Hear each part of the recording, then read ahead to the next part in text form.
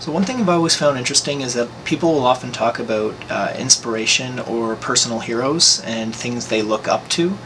And I've always wondered why people don't seem to have an equal focus on anti-heroes or negative role models, as I like to call them.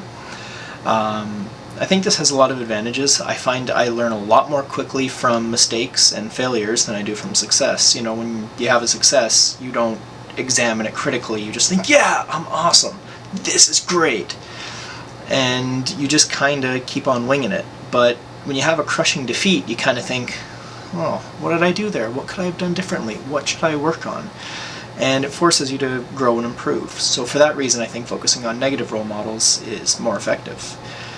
Another reason is it's really easy and a lot of fun just to point out the faults in others. So why not give yourself a reason to do it more? So, for example, I'm sure you've met somebody along your life that has a personality that seems somewhat similar to your own, but there's one thing about that person you just cannot stand. You know what? That's a very good moment for some self-reflection and self-improvement. Look at that person. Look what it is you don't like about them, and make damn sure you reduce that in your own behavior. It's also really important as an artist. If you like to make something, you might make one painting you're really proud of, and you might hang it up and look at it and just fill yourself with confidence and say, yeah, I'm awesome. But really, how is that helping you? You're just boosting your own ego, you're thinking about how great you are, but what can you learn from that? When a painting works, there's really not that much you can say about it other than, yeah, that's a good painting. However, when a painting fails horribly, generally you don't think it fails on all fronts. You kind of go, ugh, that was a bad decision. No, that's wrong about it. That certainly doesn't work. It's usually very clear exactly what's wrong with something. For the last couple of years, I've had what I consider one of the worst paintings I've made in the last 3 or 4 years, and I have it hung up in my kitchen, and I look at it every day, and it fills me with rage, and it reminds me of exactly what not to do. This is an example of an image. It works very well as a thumbnail, but as a painting, as an object on its own to look at up close, I think it falls flat in every area. Every time I look at it, something new that I hate pops out at me. For example, it's too consistent. I could tell I was sort of going through the motions. It wasn't a genuine struggle. Every time I paint something, it probably doesn't look like this to the viewer or the audience, but for me, I always try to do at least one thing differently in each piece, so it's a very slow progress, but there's a definite evolution to the style, a definite progression.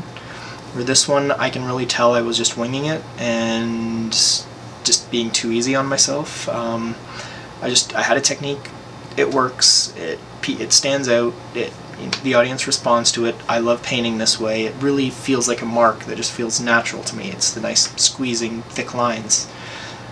And what can I say, this has a lot of it and not a lot else, and it just looks lazy to me. Again, it's hard to describe because sometimes when you're thinking visually so much, it's hard to apply words to things. When you're communicating in either an academic environment or video or me blathering on or typing a blog that no one will read or something like that, it's hard. You kind of need to go to words. So for me, this was a very important learning opportunity because it taught me that just because it works in a thumbnail, I still really have to work it as a painting. So this was at a point where I was painting a lot, very rapidly, much more vigorous than I've been painting the last several months.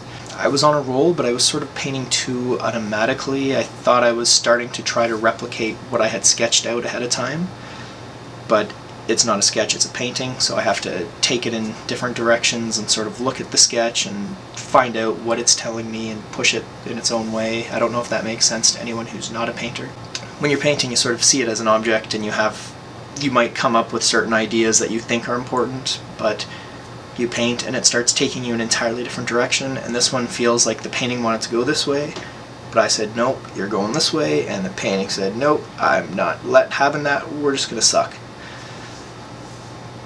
So, yeah, so it's, whenever I'm going to paint, I'll sort of look at this, and I'll have my 2 minutes of hate, and I'll learn something, and then I'll go to the studio and just have that thing floating in my mind of don't do that.